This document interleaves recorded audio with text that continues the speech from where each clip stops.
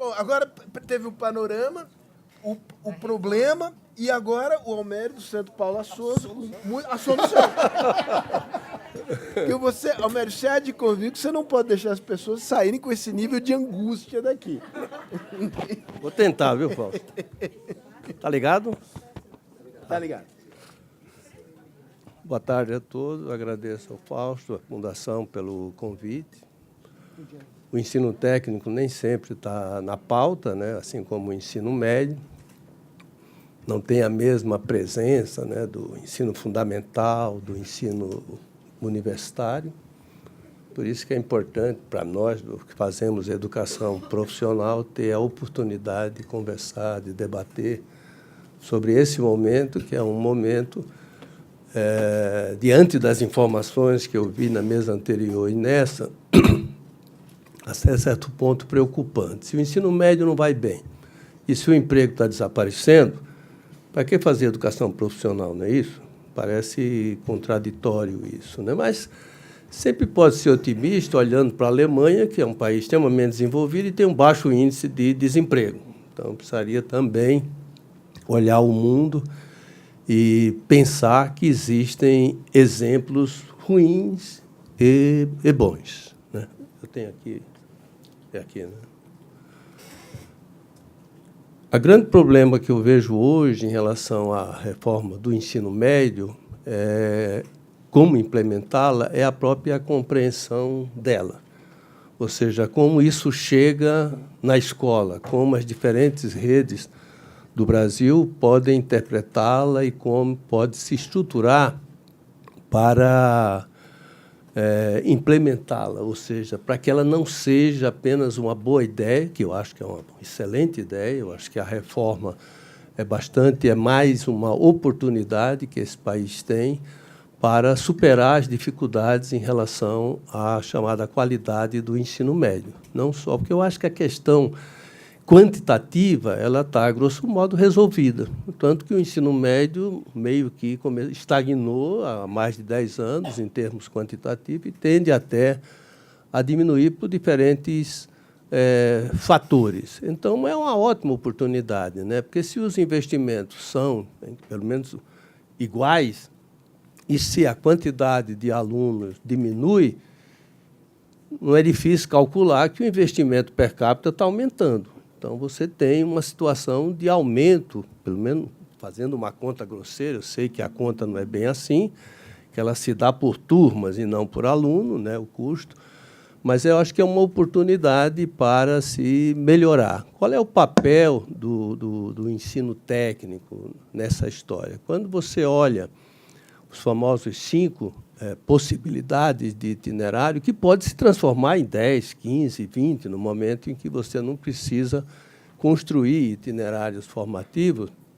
obrigatoriamente por essa ou aquela área de conhecimento. No limite do 5º itinerário da formação técnica profissional do ensino médio, esses itinerários estão, grosso modo, dados, né, que são a própria formação técnica e profissional, que tem sua carga horária mínima estabelecida por catálogos nacionais, numa média de 800, 1.000 horas ou até 1.200 horas. Então, no caso do Centro Paula Souza, que é uma autarquia, né, estadual vinculada à Secretaria de Desenvolvimento Econômico do Estado de São Paulo, você tem uma rede que oferece formação técnica e profissional em todos os chamados eixos tecnológicos.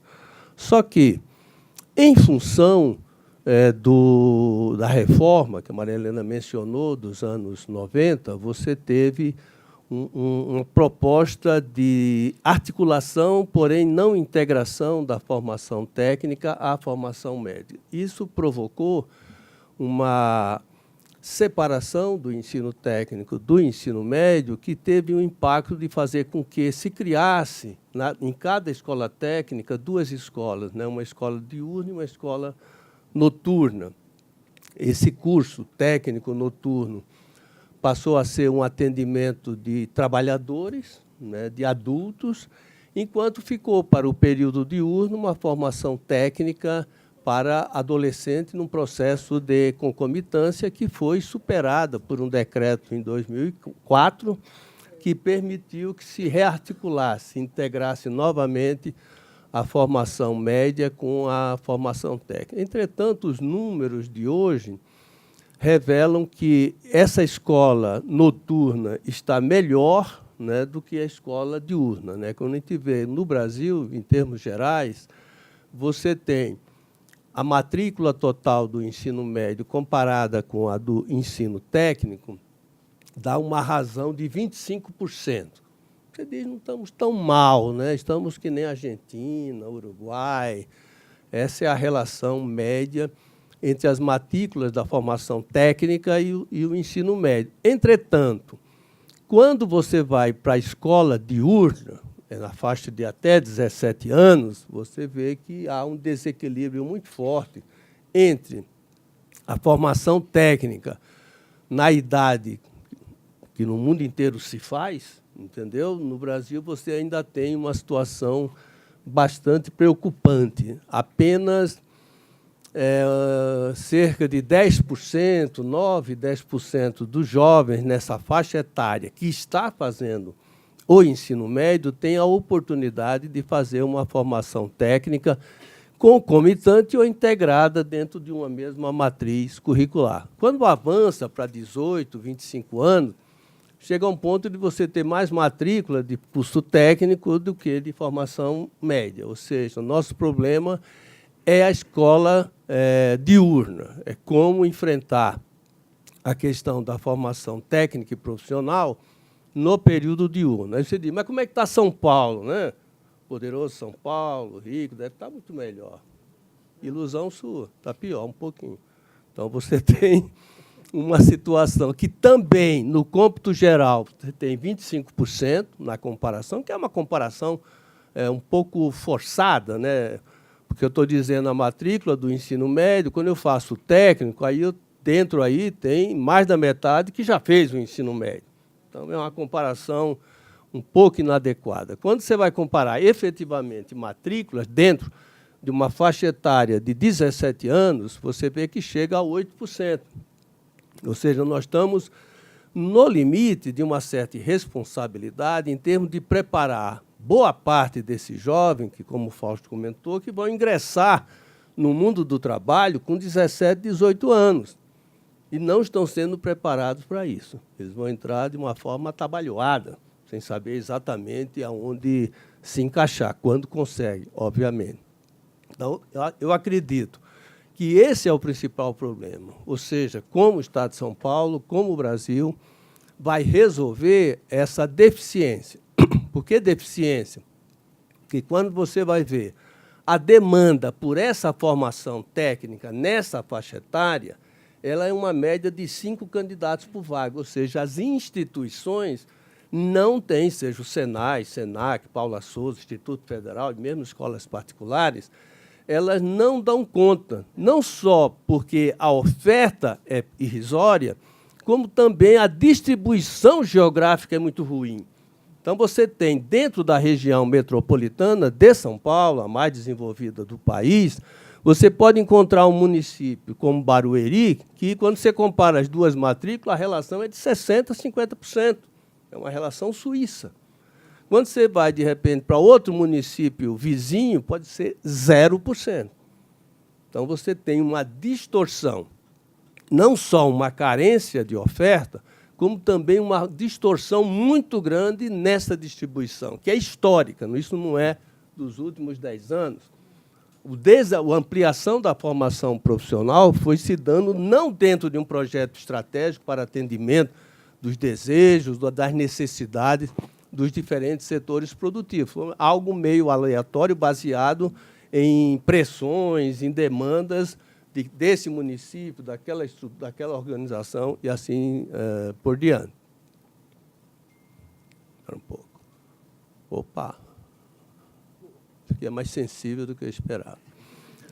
O Brasil tem um plano nacional de educação e dentro dele tem uma meta, né? São Paulo dentro desse plano nacional, aprovou um plano estadual estabelecendo que em 2016, que o Estado de São Paulo deveria ter um aumento de 50% na oferta do ensino técnico, né, priorizando essa escola diurna, e que as redes públicas deveriam contribuir com 50% desse delta, desse aumento. Fazendo um estudo assim, muito superficial e quantitativo, nós temos que, de 2018, né, você vê que desde 2016 você tem um crescimento quase nulo em termos de aumento da matrícula geral e também das redes públicas. Entretanto, olhando que a meta era de 10 anos, em 2026, para atingir o crescimento de 50%, faltam 210 matrículas, sem discutir que curso, nem aonde seria colocado isso. E, em relação a nós, as redes públicas, e o Paula Souza deve representar provavelmente 80% ou mais da oferta pública do Estado de São Paulo, teriam 100 mil matrículas a mais, que representaria, se são cursos de 3 anos, uns 35 mil vagas a mais a serem abertas nos próximos 6 anos. Não é uma meta complicada, é uma meta até simples, nós fomos até modestos. Olhando agora a lei da reforma, que estabelece que a base nacional é de 1.800 horas, até pode ser menos, mas ninguém vai ousar fazer com menos de 1.800 horas, a base nacional, espero, né, pelo menos, você tem que, dentro do Estado de São Paulo, que trabalha com 3.000 horas, você tem como fazer a reforma, desde que seja uma forte parceria com a Secretaria Estadual de Educação, sem alterar muito o investimento que é feito, porque você não vai inventar mais alunos para ensino médio, você vai oferecer àqueles alunos já existentes uma possibilidade, né, uma alternativa de fazer com praticamente a mesma carga horária uma formação média e uma formação técnica. Isso já foi apresentado aqui, estou falando exclusivamente desse 5º itinerário, mas nós temos ainda, de forma residual, uns 15 mil alunos. Paula Souza tem 220 mil alunos, dos quais uns 15 mil estão no ensino médio chamado regular, ou como falam os portugueses, científico-humanístico, né? Que é mais bonito, né? É muito mais bonito. Os chilenos também chamam de científico-humanístico, né? No caso do ensino técnico, né, como eu mencionei, a tendência é compor a base nacional comum com as 1.200 horas da formação técnica e profissional. Em termos de carga horária, hora-aula, em termos de hora-aula, você tem, com hora-aula de 50 minutos, 20% a mais, ou seja, aquelas 1.000 horas se transformam em 1.200 aulas por ano, ou 3.600 aulas em 3 anos. Como isso tem um impacto na carga horária, na vida dos professores, você tem que ter responsabilidade quando vai discutir como se implanta uma reforma. Não é só um jogo burocrático de fazer o currículo e mandar executar na escola. O que nós estamos optando, já que tem uma obrigatoriedade para a língua portuguesa e matemática, e incluímos inglês, teriam as 3 séries, teriam essas 3 disciplinas. As outras 6 disciplinas apareceriam em 2 séries, porque nós estamos reduzindo, né, a carga horária em 25%, de 2.400 para 1.800 horas. E disciplinas que estariam em apenas uma série. Aí vai para o sacrifício, artes, filosofia, sociologia e espanhol. Isso é, grosso modo, como isso vai se apresentar no plano contábil, no plano quantitativo. Qual é o impacto disso sobre a vida dos professores, né? No caso do ensino médio científico humanístico, né, nós teríamos, né, aí dentro de um discurso da flexibilidade do ensino médio, meio que retornar àquele velho sistema dos anos 70, 80, para quem era nascido. Hã? Porque você volta... Primeiro ele fala, depois vocês rebatem. Primeiro ele fala. Não, a ideia não é retornar aquilo. Eu estou falando do ponto de vista da flexibilidade. Você tem, historicamente, no Brasil, aquela formação que ia, né, para a área de ciências exatas e engenharias, né, você tinha ciências biológicas, agrárias e de saúde, né? E ciências humanas e sociais, como se você olhar o vestibular, talvez da USP ou Unicamp, eles dividem os cursos nessas grandes áreas também.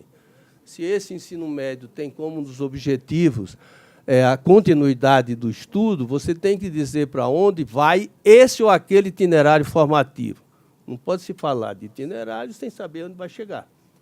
Ou seja, você está diante ou de uma formação profissional imediata, que é a formação técnica, que o aluno sabe que vai fazer mecânica, enfermagem, agropecuário, qualquer coisa, ou então o que é que ele vai fazer daqui a 3 anos. Eu diria que isso vai, de certa forma, influenciar quais são os projetos da parte diversificada do currículo. Nesse sentido, o pensamento, a discussão nossa ainda está nesse limite, né, que traduziria com essa base nacional comum de 1.800 horas e com a parte diversificada traduzida em projetos interdisciplinares relacionados à área de pesquisa, ao planejamento, solução de problemas.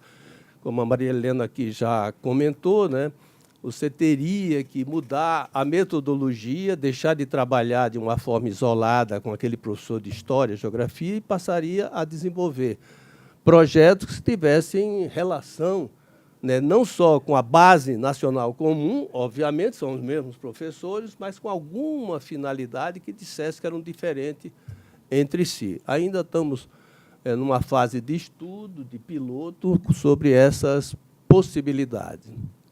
Voltando ao quadro geral da nossa oferta, nós temos uma divisão de matrícula de 108.000 na escola noturna e 100.000 na escola diurna. Essa reforma, diferentemente do modelo anterior, que você tinha a soma do ensino médio de 2.400 horas, mais 1.200 de um ensino técnico, dava um curso integrado, né? Um curso integrado e de período integral, praticamente. Com a reforma, você tem a possibilidade, não de eliminar o que existia, que não foi eliminada a situação anterior, mas de criar uma nova alternativa que faz com que você possa oferecer, como eu já mencionei, a formação média e técnica em 3.000 horas, com 30 aulas semanais, que pode ter uma turma de manhã e uma turma de tarde. É uma possibilidade de você... Nós estamos já com 5.500 alunos dentro desse modelo. Começamos em 2018 com 34 turmas e hoje temos 100 turmas, das quais 10 dessas turmas já são em parceria com a Secretaria Estadual de Educação. Eles fazem a base nacional e nós fazemos a formação técnica. E eu acho que o futuro é por aí. Entendeu? Não é sair construindo escolas técnicas, mas é aprofundar a relação com a Secretaria Estadual de Educação. Não só o Paula Souza, eu acho que o Senai, o Senac, o Instituto Federal e escolas privadas deveriam fazer o mesmo, entendeu? Deveriam conversar com a Secretaria Estadual de Educação para que esse processo acontecesse de uma forma mais rápida. Essa nossa... Nós temos uma convivência, temos cerca de 15, 16 mil alunos já estudando dentro da Secretaria Estadual de Educação. É uma parceria antiga. Temos também cerca de mais de 100 convênios com prefeituras. Bom, os desafios são esses, que eu acho, que é como conseguir professor para a formação técnica no período diurno, somente se a economia se aquece, fica mais... Não temos salários competitivos, tá, para isso. A questão da articulação, que eu mencionei com a Secretaria Estadual, não é trivial fazer 2 diretores ou 3 diretores trabalharem juntos, olhando o aluno e não suas querelas, suas idiosincrasias, tal. Como envolver os diferentes setores produtivos na construção e na colaboração para o desenvolvimento, seja em termos de recursos humanos, seja em infraestrutura.